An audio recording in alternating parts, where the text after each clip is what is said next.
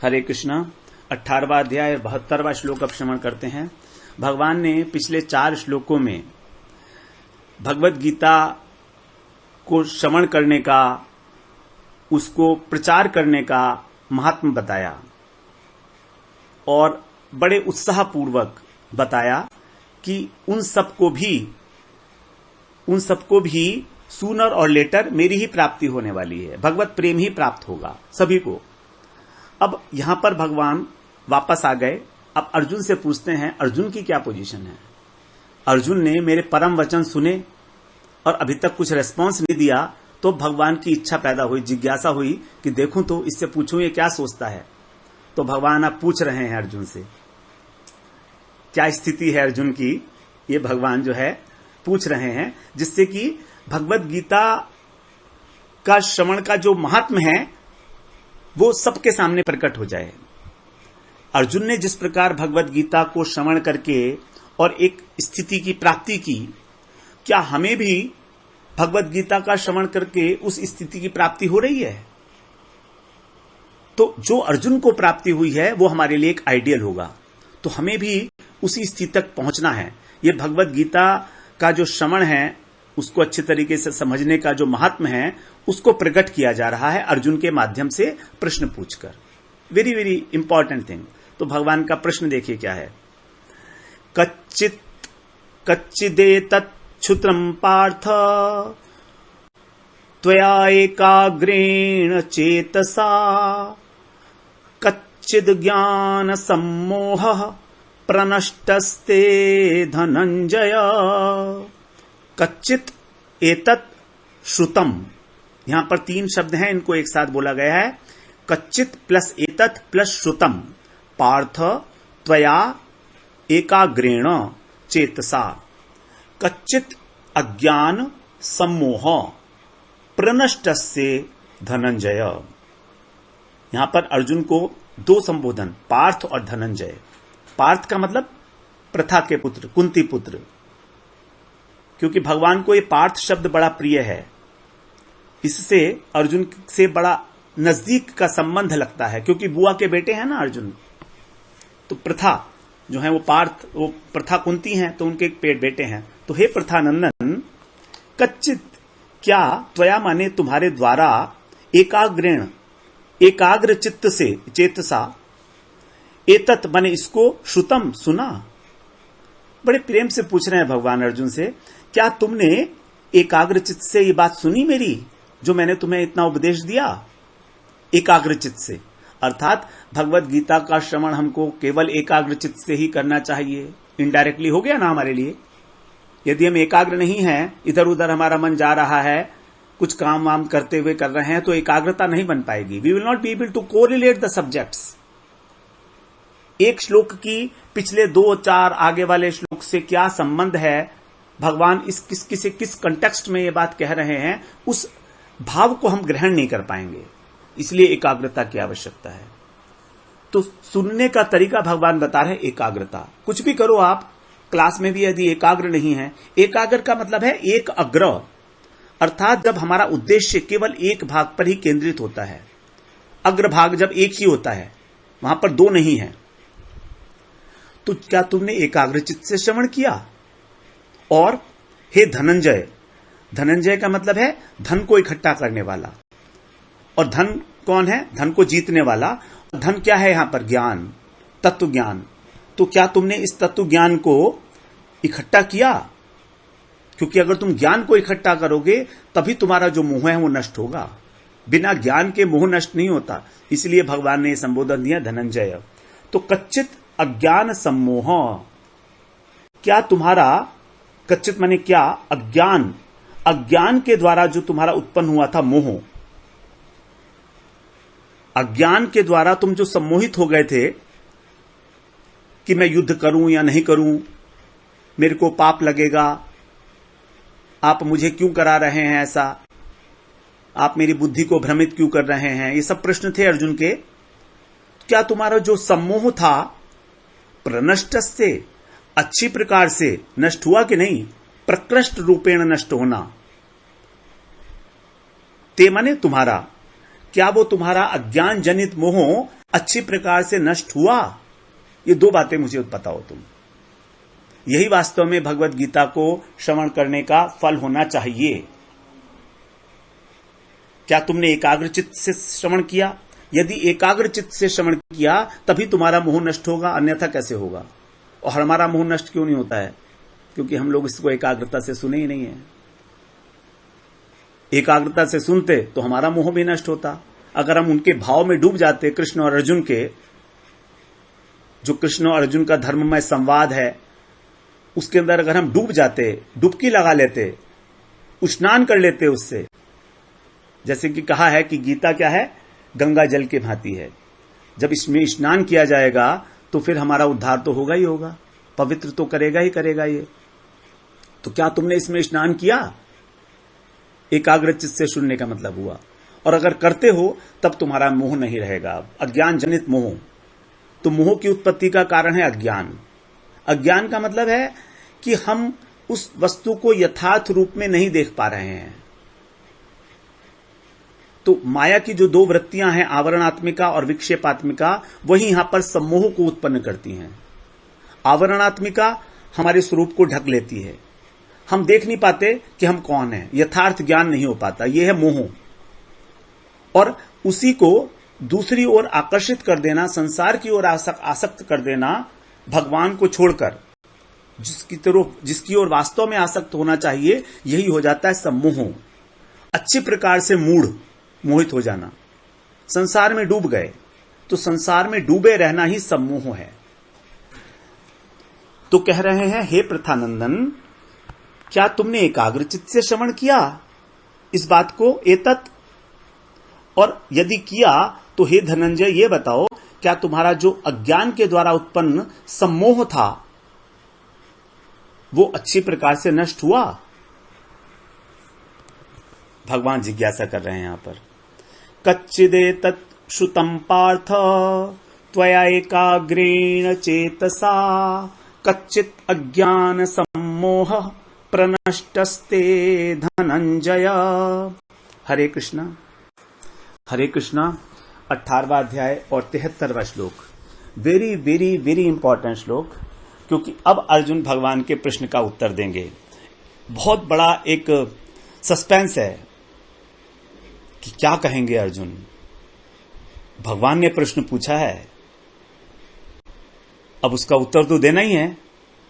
तो अब अर्जुन उत्तर देने की अवस्था में हैं, और क्या उत्तर देंगे यही इस बात का निर्णय करेगा कि भगवत गीता को श्रवण करने का अल्टीमेट ऑब्जेक्टिव क्या होना चाहिए।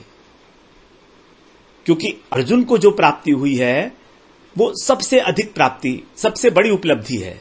अर्जुन को जो उपलब्धि हुई है, और वही उपलब्धि हमारा लक्ष्य होना चाहिए भगवत गीता को श्रवण करने का। एकमात्र वही उपलब्धि होनी चाहिए। तो इस श्लोक को भी हम लोग अच्छी तरह से श्रवण करेंगे।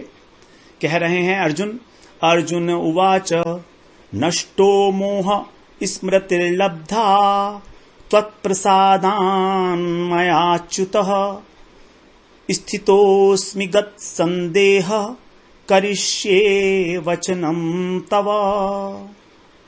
नष्टो मोह स्मृतिर्लब्धा त्वत्प्रसादात् मया अच्युत स्थितोऽस्मि गत्सन्देह करिष्ये वचनं तव। यहां पर भगवान के लिए अच्युत शब्द का प्रयोग किया है अर्जुन ने। ये दूसरी बार भगवत गीता में भगवान के लिए अच्युत शब्द का प्रयोग किया गया है। पहली बार पहले अध्याय में ही अर्जुन ने भगवान को अच्युत कहा था कि हे अच्युत, तुम मेरे रथ को दोनों सेनाओं के बीच में खड़ा कर दो। वहां पर पहली बार अर्जुन ने अच्युत कहा था। 3 बार, वास्तव में 3 बार भगवान अर्जुन ने अच्युत कह के संबोधन किया है। पहले अध्याय के ही 21वें श्लोक में कि मेरे रथ को आप दोनों सेनाओं के बीच में खड़ा करो। फिर 11वें अध्याय के 42वें श्लोक में तब भी भगवान को अच्युत कहा था, जब उन्होंने विश्व रूप की प्रार्थना की थी। अब यहां अंतिम बार बिल्कुल संदेह से मुक्त होकर अर्जुन भगवान को अच्युत शब्द कह रहे हैं।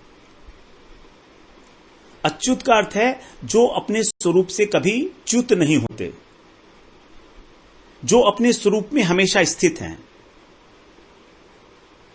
तो यहां पर हमारी स्थिति भी किसी प्रकार से भगवत गीता का श्रवण करके अपने स्वरूप में स्थिति हो, अर्थात हम अपनी आत्मा में स्थित हों।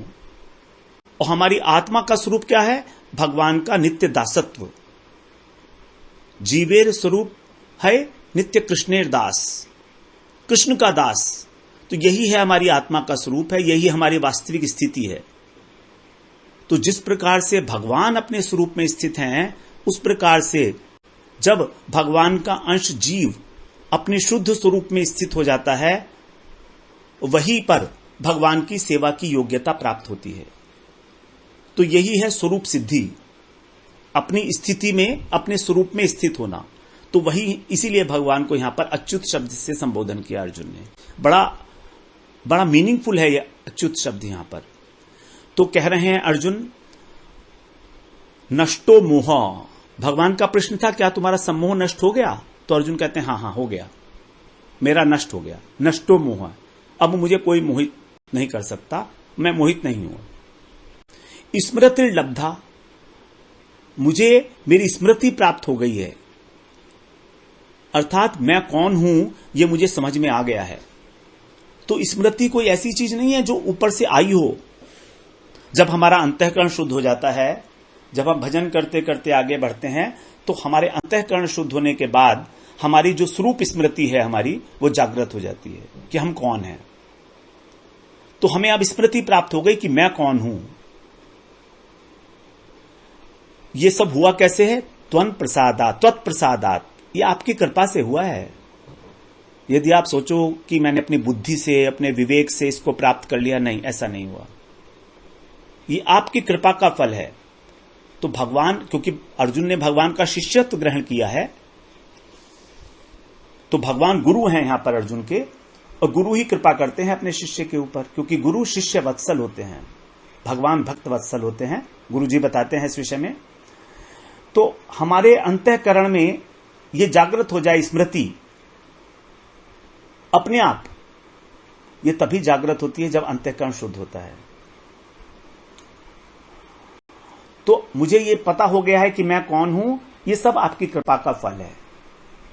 तो जब हम कृपा का फल, कृपा मांगते हैं किसी से, तो ये समझिए कि कृपा का फल है मोह का नाश होना और अपने आप को जानना, आत्मा के रूप में जानना कि मैं शरीर नहीं हूं। अब स्थितो अस्मि, इससे हुआ क्या है? अब मैं स्थित हो गया हूं अपने स्वरूप में। गत संदेह, अब किसी प्रकार का कोई संशय नहीं है। गत संदेह, सारे संशय मिट गए। तो श्रद्धा जब हमारी होती है किसी वस्तु में, तो इसका ही लक्षण यही है कि किसी भी प्रकार का कोई संदेह नहीं होता है, दृढ़ विश्वास हो जाता है। संदेह नाश, दृढ़ विश्वास, यही है श्रद्धा का लक्षण। तो स्थितो अस्मि गत संदेह, अब किसी प्रकार का कोई संदेह नहीं, अब मैं अपने स्वरूप में स्थित हो गया हूं। तो यहां पर स्वरूप स्थिति की बात की है, स्वरूप की प्राप्ति हो गई है अर्जुन को भगवान का वचन सुनकर, परम वचन सुनकर।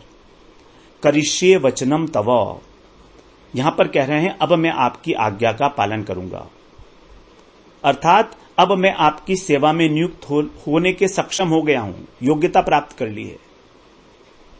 हमको भगवान की सेवा की योग्यता, करिष्ये वचनम तव, भगवान की आज्ञा का पालन अर्थात भगवान की सेवा। तो भगवान की सेवा की वास्तविक योग्यता हमें तभी मिलती है जब हम अपने स्वरूप में स्थित हो जाते हैं, और वो हमारा स्वरूप है कृष्णदास, नित्य कृष्णदास। किसी भी भाव से सेवा करनी हो, दास्य भाव से, सख्य भाव से, वात्सल्य भाव से अथवा मधुर भाव से, तो उस सेवा को करने से पहले, क्योंकि सेवा है करना, भक्ति प्रेम का लक्षण है, प्रेम का लक्षण है सेवा। तो सेवा का मतलब है करना। तो कह रहे हैं करिष्ये वचनम तव, अब आपकी मैं सेवा करूंगा, अब आपके वचनों का पालन करूंगा। तो यहां पर करने का प्रश्न तब उठता है जब हम अपने स्वरूप में स्थित हो जाते हैं, तभी वास्तविक सेवा होगी, और यह सेवा ही है वस्तु सिद्धि। अब अर्जुन को वस्तु सिद्धि की प्राप्ति हुई है। वो भगवान की सेवा कर रहे हैं, वो युद्ध नहीं कर रहे हैं, वो भगवान की सेवा कर रहे हैं। स्वरूप सिद्धि और वस्तु सिद्धि, इस प्रकार से यहां पर इस श्लोक में अर्जुन ने दोनों बातों को बताया है कि किस प्रकार उसकी स्वरूप में सिद्धि हुई, स्थितोऽस्मि, और करिष्ये वचनम तव, यहां वस्तु सिद्धि की प्राप्ति हुई है।